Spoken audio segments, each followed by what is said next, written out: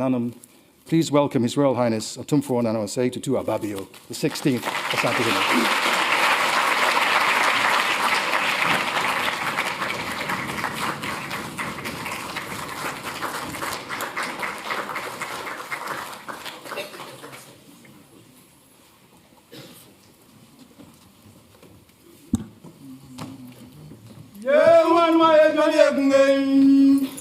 Woni beba ta bodin wat mo ta pon fun woni bebi akumi abodin do ne wa o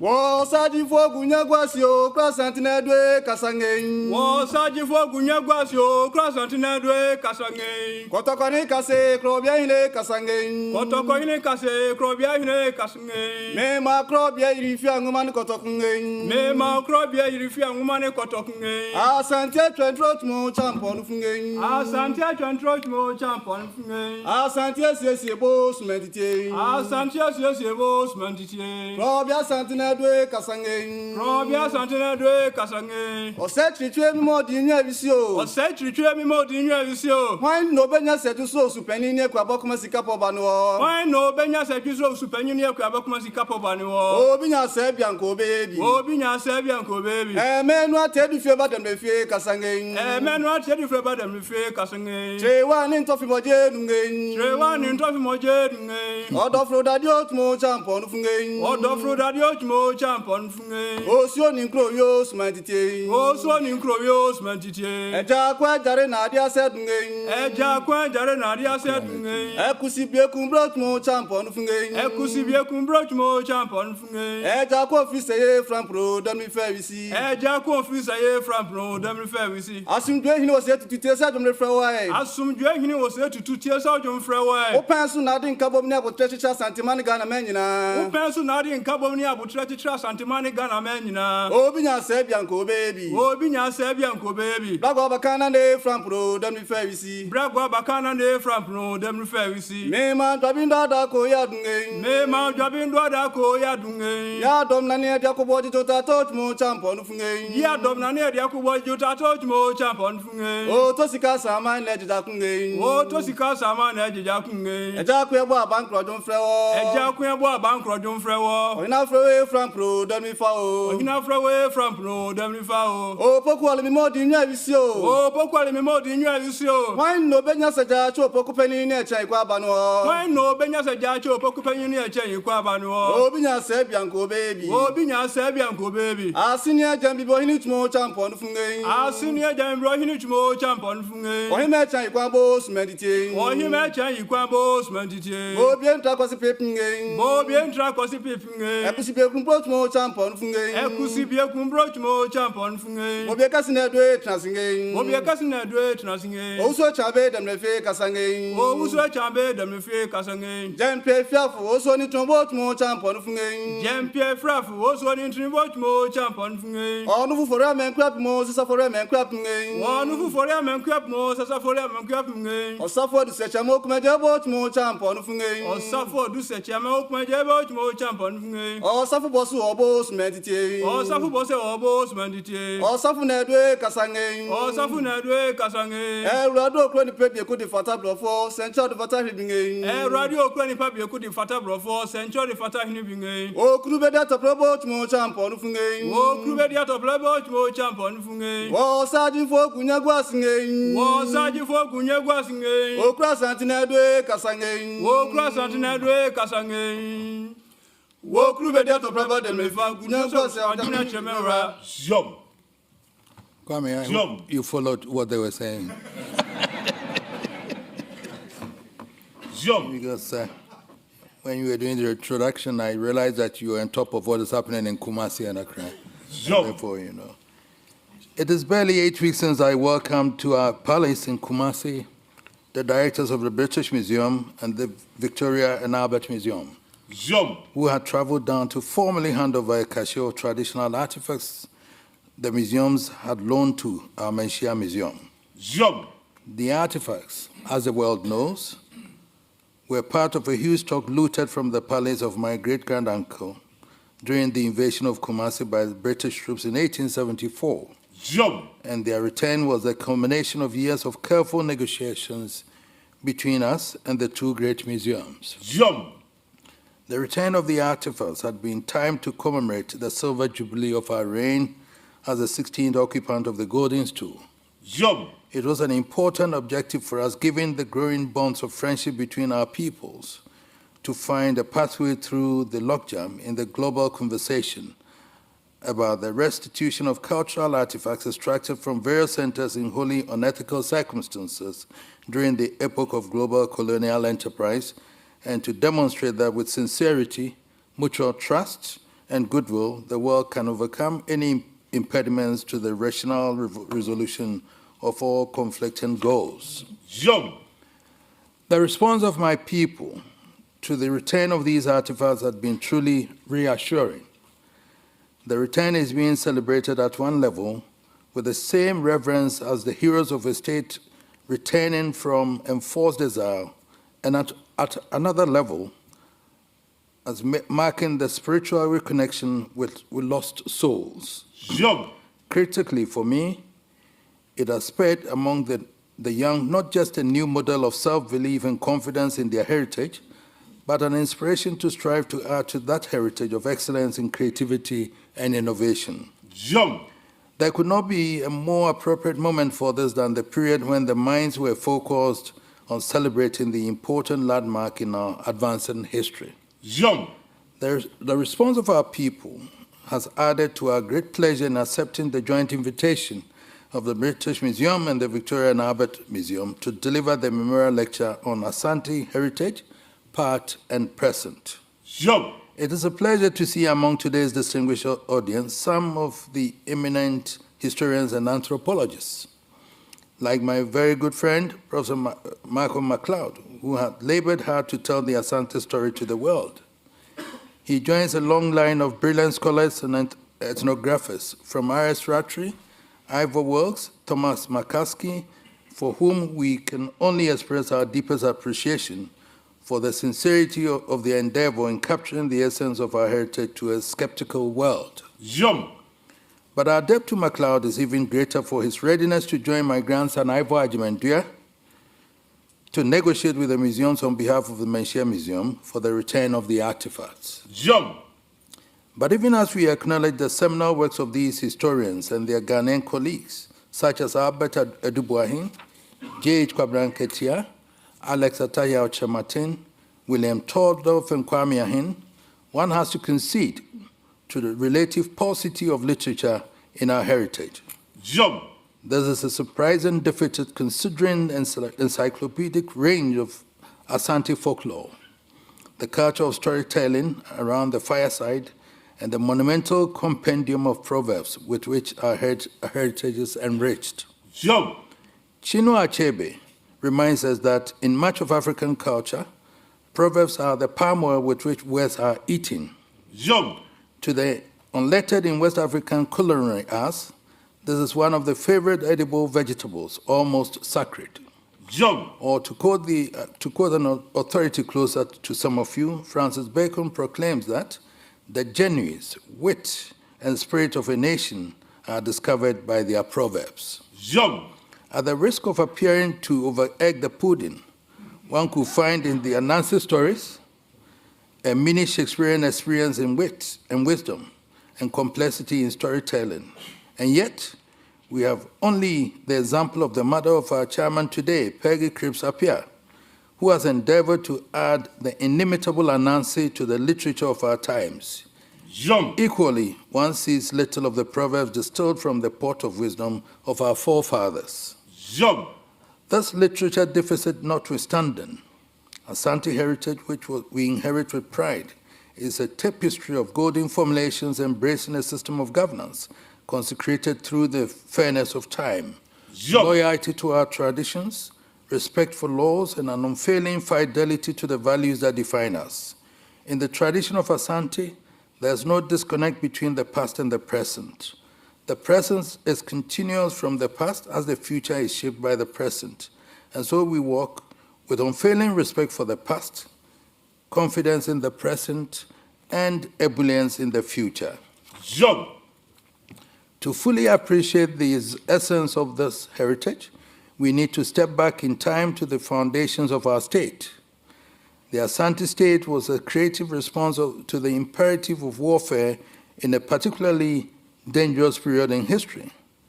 The coming together of smaller states sharing a common language to forge a union capable of defending their independence and advancing their well-being was an act of immeasurable creativity and statecraft. If, as we are told in history, the specifics of place and period are critical, then we should not forget that my great-great-grand-uncle Otumfuo Osei Tutu and his advisor, Otumfuo, were creating deep in the forest zone of West Africa a union of states of real consequence during the same epoch when the Federalists and Confederates were struggling to create the Federal Union, which is the United States of America. The convergence of these objectives within the same epoch in time, I will suggest, deserves historical acknowledgement. The power of the alphabet, which is writing and reading, had not yet penetrated the forest zone, and none of the chiefs gathered together had received any form of external education which would have influenced their thinking. It therefore speaks to their innate wisdom and creativity in embarking upon this exercise in nation building, and yet the union state they created, with a monarch at the apex of and the golden stool as the unifying emblem, has endured through all the changing times to this day in our own reign. It has been adaptable to the political evolution of our time without losing its essence. Understandably, our initial encounters with Britain were far from friendly. We were a fiercely confident African nation determined to preserve its independence, with the freedom to trade with whosoever was willing to trade with us. Our ambitions were obviously at odds with the imperial interests of the colonial enterprise, and the clash of interests inevitably smeared our early encounters in blood through 5 debilitating wars in which both sides lost several thousand lives. In the end, the realism of power determined the direction of history, and proud Asante became another number in the bargain list of colonial conquests. But even after the far from happy beginnings, British sense of realism recognized the merit in the preservation of the structures of the Union state as conceived by our founding fathers. So through the years of colonial rule, through the storms of pre-independence struggle to the revolutionary challenges of recent history, the institution, the Asante state, as structured by our forefathers, has remained as resilient as ever. Thankfully, it is not only the people of Asante who are the devotees of chieftaincy.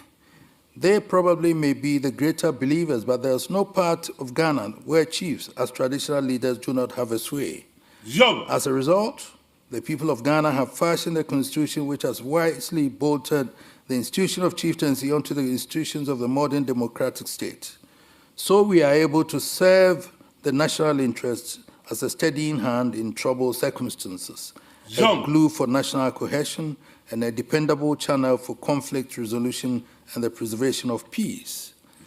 Central to the enduring system has been the unbroken confidence of the people of Asante in their monarch and in the chiefs constituting the traditional state. In Asante etymology, Tete, the past, is a loaded invocation from ancient history and a nod to our beings, our very founding. Our folklore tapestry has hundreds of proverbs associated with it. 2 of them, Tete Wobika, the past has something to say, and Tete Wobichre, the past has something to teach us, cross historical times and our cardinal sociology of memory. This respect for our past provides the unbroken thread that keeps the Asante state together. When a chief goes to his village, as we traditionally describe his final journey in life, a stool is consecrated to memorize his reign. He becomes a continuous spiritual presence in the affairs of the state, and successors are required to swear an oath to continue with his good deeds. Without the benefit of the alphabet, during the epoch of the birth of the Asante Union, the soul of the nation, our moral and spiritual values, the ethos of our being, all found expression not in literature, but in our artistic creations, in folklore, in music, and in our irresistible kente cloth. Our chiefs were adorned in them as expression of their leadership, but the artisans were the conveyors of the philosophical underpinnings of our blossoming state. Jean. What this tells us is that, for us, the artifacts we speak about are not just some inanimate creations of aesthetic value. They represent our soul. They represent the spirit of our ancestors, the authority of our kings, and the heroes of our past returning in triumph from the battlefield. Jean. The evidence of that past in terms of visualization and craftsmanship, whether of religious or interior palace decoration, would be the 1874 and 1896 royal regalia and objects which were looted. Of the 1874 loot, the dazzling ornaments of gold, silver, and brass, described as crown jewels, were sold in the open at and auction houses, first in Cape Coast in the Gold Coast, before the journey to England within the first quarter of 1874. Jean. We are aware that, for example, the famous collector and scientist, Sir Henry Wellcome, purchased some of these objects and others in Africa and South Asia, enabling him to create a legacy of cultural patrimony that will form part of the British colonial narrative. Jean. Of course, artistic creations, folklore, music, and dance are by no means the totality of our heritage. We have noted the heritage of nation building and the system of governance created 400 years ago that has endured to this day. Within the embryo, we see a heritage of valor in battle, loyalty in service, rugged individual enterprise, and feisty diplomatic acumen attuned to the pursuit and preservation of peace. Jean. A cursory glance at history will tell us that a first century of military valor saw the expansion of Asante into an empire with influence across much of the territory of Ghana. Asante had become an independent entity with prosperous trading ties that not only with its neighbors, but with Europe and the Mediterranean and Moorish cultures. Jean. Asante not only had lucrative trading ties with the Portuguese, the Danes, and the Dutch, but in fact enjoyed diplomatic ties. Jean. In the 19th century, Asante found itself confronting British interests which had taken over colonial outposts of the coastal belt of the Gold Coast from their previous European colonialists. Jean. The 1874 invasion of Kumasi, the capital of our flourishing kingdom, by the British military forces, and the subsequent burning of his stone palace, the Aban, which also served as his royal residence from the reign of Asantehene Osei, was to have serious ramifications for both our heritage and historic ties with Britain. Jean. The thousands of lives lost, the burning of Kumasi by retreating British forces, the destruction of the palace of Asantehene and the looting of its contents might well have left wounds that would normally be difficult to heal. The fact that we have overcome the pains of the past speaks to the profound value system compressed into the chalice of our heritage, a mix of steadfastness in defense of our independence and realism and wisdom in the pursuit of peace.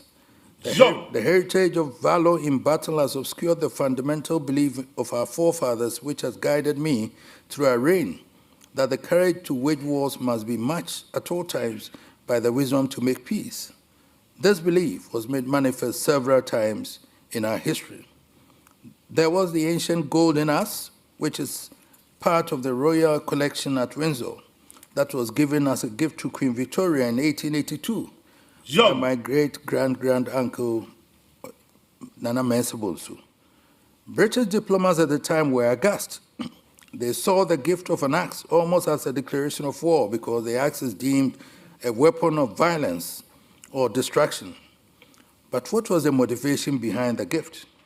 It was a diplomatic symbol of negotiation intended to convey to the Empress that in Asante, an axe was used to cut through difficult things, including misunderstandings or disputes, and to reassure her of Asante's readiness to sit down together to cut through any misunderstandings or to achieve peace. Jean.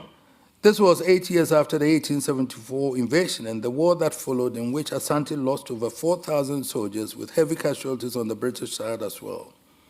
Most likely, much of what was to follow between us may have been avoided if the message of the golden axe had been grasped.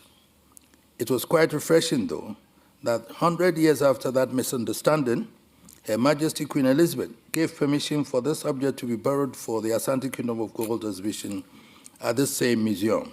Jump! Later in 1896, my grand-uncle Ajman Prempeh I opted to sacrifice his own freedom to avoid another war. Prempeh was facing realism. Asante was tired of wars and unprepared for another one, least of all with one against a power like the British. He was not going to risk the lives of his gallant forces around him. The consequence was his exile from his people for 3 years within the coast of the Gold Coast, then to Freetown, and finally to the island of Seychelles, where he was held for 25 years. Jump! When King Prempeh was finally allowed to return to his people, his message was to heal the wounds and bury the horrors of the past. Asante and Britain bound together, and realism demands that we forge a future of peace and harmony together. Jump! Asante had been integrated into the Gold Coast, now the Republic of Ghana, and the new reality, that message and that commitment was critical for the maintenance of cohesion and orderly progress. It has remained critical through the evolution of our new policy and has become the bedrock on which our relationships have been shaped. Jump! It is important to acknowledge the extraordinary vision and sacred of Her Majesty Queen Elizabeth in the process of creating a propitious environment for healing the past and constructing a new structure based on trust and mutual respect. Britain's second Elizabethan era changed the dynamics of post-imperial Britain's relations, and I'm proud to see it continue and to flourish. It has been our honor and pride to raise upon these foundations as a superstructure of enduring friendship and this mutual interest of our people. Jump! Needless to say, it is in this spirit that we have entered into the agreement that have allowed us to receive some of our artifacts back. As we have alluded to, it has not been an instant deal. Believe it or not, it has stretched well over 50 years. The demand for the restitution of the looted artifacts was first made by Prempeh I when he returned from Seychelles in 1924. In 1946, my uncle Ajman Prempeh II made similar appeals and entered into some levels of negotiations, all of which fell apart. At that time, the Gold Coast was agog with anti-colonial fervor, and even though he had been given a knighthood in recognition of his leadership, there was no progress on his quest to have the items back in Kumasi. Jump! I presume the colonial authorities had more pressing issues on their hands than the fate of what may have been perceived as some inconsequential tribal objects. Jump! My brother Otumfuo II, who succeeded our uncle Osei Prempeh II, continued with this quest and even held a major exhibition in collaboration with the British Museum in 1982, Jump! Asante Kingdom of Gold, which was jointly opened by him and the Duke of Gloucester. It traveled to the American Museum of Natural History in New York the same year. That formal cooperation with this museum, as the inherited correspondences show, has been on for 50 years, and the ultimate issue of the return of objects had danced around some other forms of cultural cooperation until recently.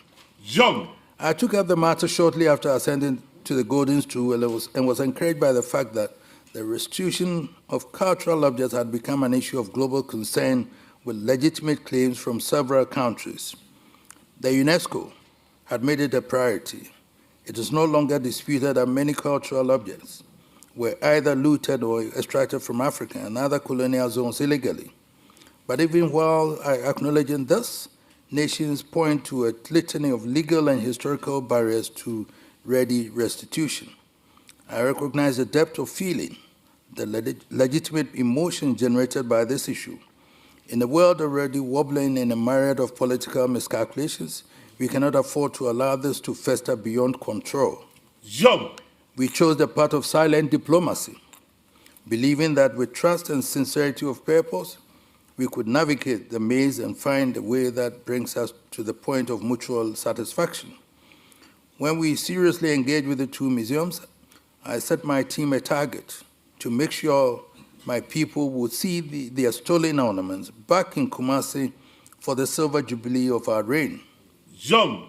I'm proud we achieved this, and a number of our prized ornaments are now resting within the palace from where they were forcibly extracted. Young. Even so, we do not and cannot pretend that the agreement we have offers the solution to the issue of restitution. What it does is to acknowledge the impediments in the path, not in order to submit to it, but to find avenues for fruitful engagement while continuing to seek the appropriate rational resolution. Young. In days gone by, our nations needed brave hearts to win wars. Today, we need great minds to win souls. Young. Our brave warriors knew how to navigate through the dense forest to engage and overcome enemies. We now need our great minds to navigate the dense fog of problems to win friends. Young. That is the new Asante reality.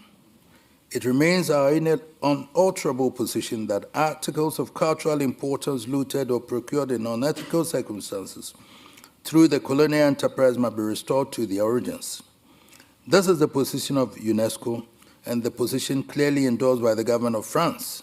Young. We are mindful of some residual resistance, but in the main, we will contend that all of us in this room are victims of a system in need of updating. We are either victims of a system that denies us justice or victims of a system that prevents us from administering justice and doing what we know to be the right thing. Young. From both sides, we need with sincerity to appeal to our conscience.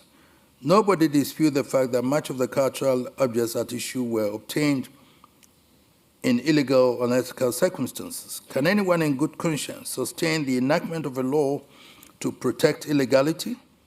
That has to be a monumental challenge to jurisprudence, and I dare say a challenge to what I unshakably believe to the British justice. Young.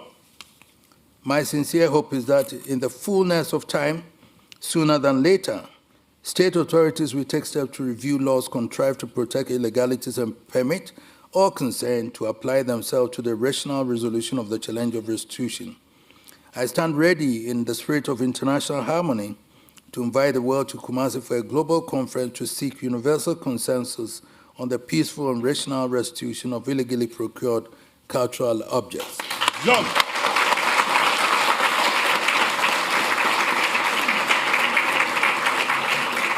It is a fact that we had to replace the looted ornaments to be able to continue with the spiritual and traditional rites they were created for. The new ones were made by the Otumfuo, the royal artisans who continued their artistic obligations in the 1900s. The Janchemche ceremonial cap, which was made centuries ago, of antelope hide with gold ornaments, and the Mpomposio sword of lost was cast in gold, which was taken from the Kumasi Palace in 1895-96, have been with the British Museum for over a century and have until recently.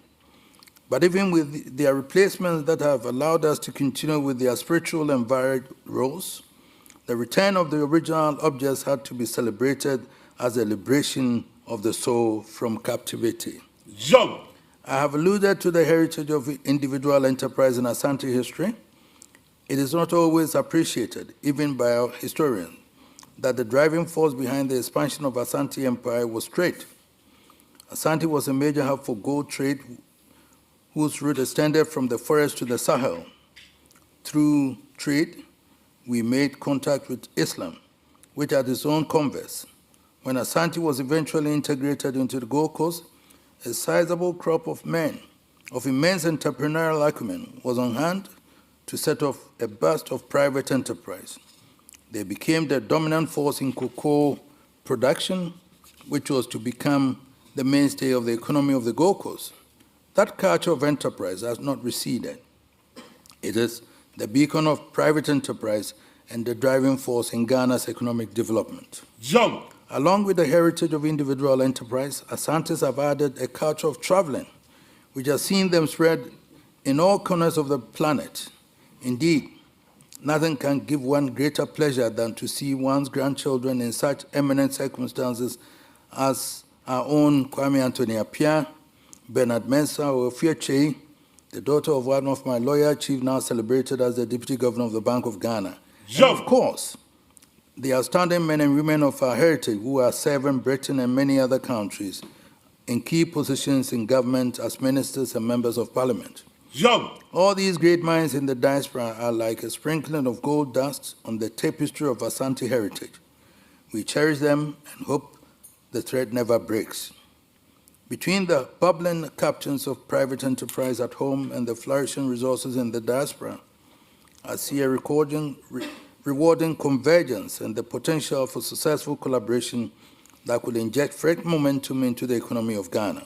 Jump. In the meantime, I will urge the continued pursuit of collaboration with the museums and advanced cultural institutions, renewed attention to training in the creative arts, and a vigorous effort to expand market opportunities for works of African artists. The quest for restitution should be no reason for closing the market to our artists. On the contrary, it should point to the searchlight on the value of African art to museums and collectors for legitimate acquisition. Jump. African artists need to be appreciated. They have to be seen to be appreciated, and like all other artists, they can only be seen through museums and galleries. Opening the market to them and expanding the range of opportunities to them should be part of the global conversation. The African genius, the Nigerian Nobel Laureate in literature,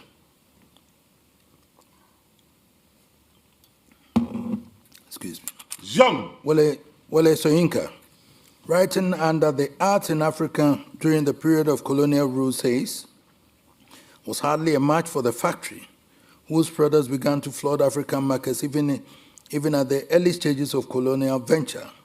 He was worried of the loss of integrative role of art in normal community development, especially of the Kudo of the Asante, whose decorative motifs were as much the case in Africa, symbols of traditional lessons, proverbs, moral counsels, and episodes in history. Heritage, including of Soyinka's writing on the Kudo, almost 40 years ago, could get out of fashion and suffer nostalgia, but regenerates itself with patrons going back to the original or authentic make, as they have done at Sokoban for centuries, where these brass treasures are manufactured for the public and to replenish the palace collection that are inherited. These days, unlike in the past, clients go with their own designs, whether to the Adinkra symbols or from other societies in West Africa and beyond. Thus, heritage, in whatever form, could be reinterpreted and reinvented. Jump. Long may the regeneration of cultures adapt. Jump. Jump. Long may the regeneration of cultures adapt well to the modern engineering society. It is one nation with many histories, as one historian aptly puts it. Jump. And so, we will conclude this lecture in the context of its beginning. There was the happily shared news which was most manifested when the global media channels announced the return of the objects to Kumasi. Many Ghanaians of different ethnic groups, including those who abhorred the terminology loan, were upbeat. They saw its tangibility as all belonging and also as an intangible aspect of the histories we share. Commentators in other parts of the continent claimed it as well, using ours instead of theirs, in what was seen as a form of heritage recovery, an adjustment of the small scale of empire narrative. When cultural cooperation endures, humanity is better off. Thank you very much.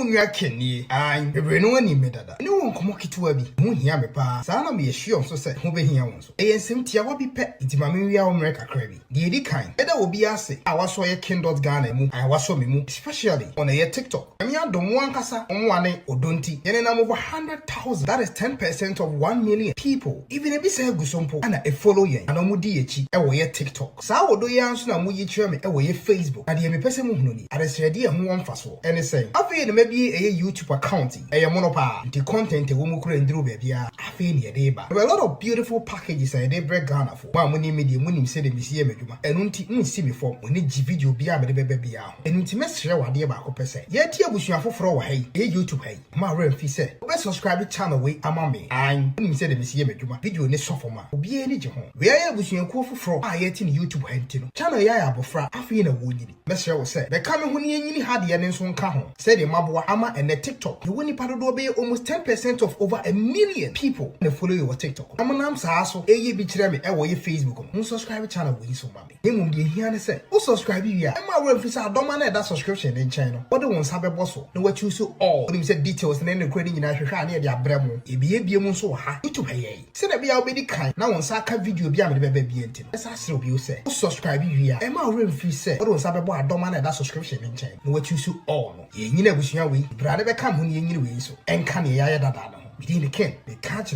content I did be good YouTube.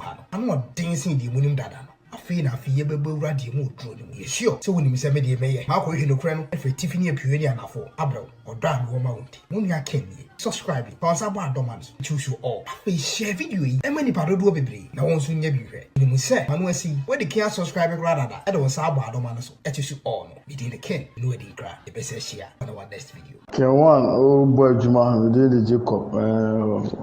So now see commentary or social media, no style of blogging, fantastic.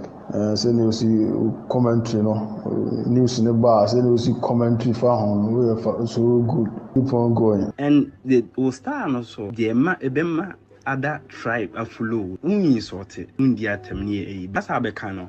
It's so painful. I know shit. I don't know. Say I commentary like or you as a presenter, sports presenter that they are. And we need maybe a question free a bit. It's all good. Oh yeah, dear. Can one modern? Can one try pa?